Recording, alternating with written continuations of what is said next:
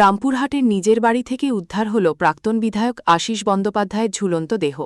রবিবার সকালে রামপুরহাট শহরে তার নিজের বাড়ির কার্যালয় থেকে দেহটি উদ্ধার করা হয়। খবর পেয়ে ঘটনাস্থলে পৌঁছয় পুলিশ।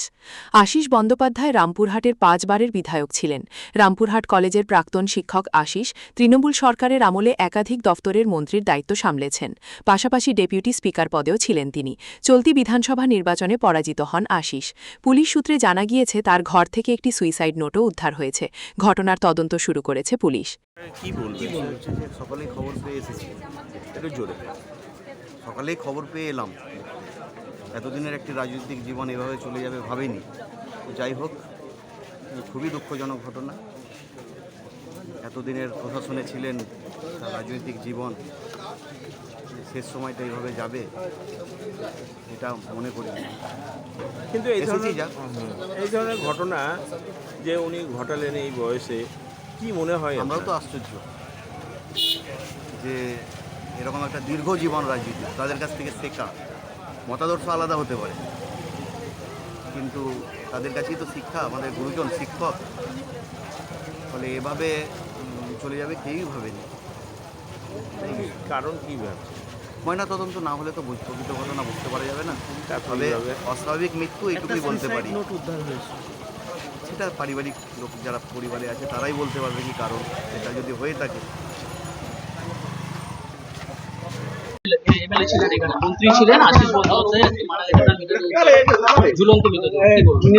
আজকে সকালবেলা পুলিশের কাছে খবর আসে,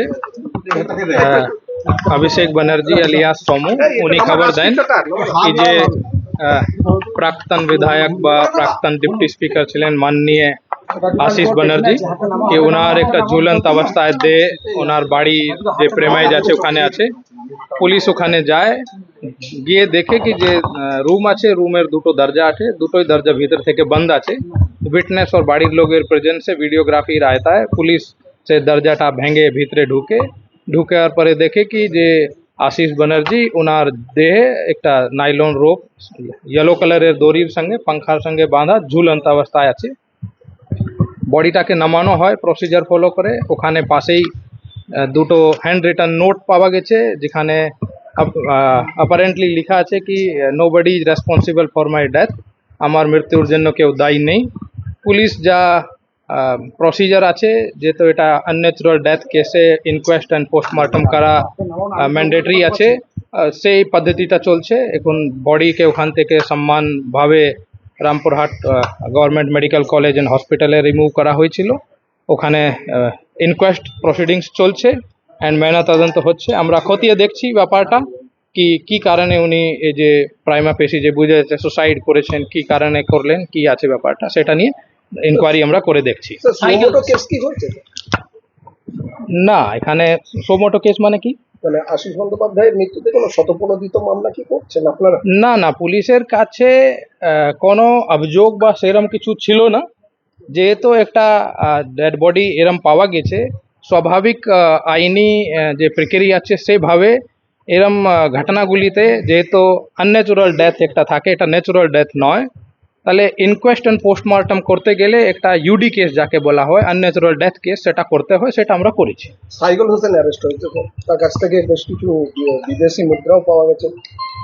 হ্যাঁ, সেটা যে মোহাম্মদবাজার থানার যে কেস আছে অর্গানাইজ ক্রাইমের কেস, সেটার তদন্তের ক্ষেত্রে কিছু লিঙ্কেজে যে লিডস পাওয়া গেছিল সেগুলোকে ওয়ার্কআউট করে ওনাকে জিজ্ঞাসাবাদ করা হয়েছিল, ওনার বাড়ির যে লোকগুলোকে। অ্যান্ড জিজ্ঞাসাবাদে যখন সন্তুষ্টভাবে কোনো সদুত্তর।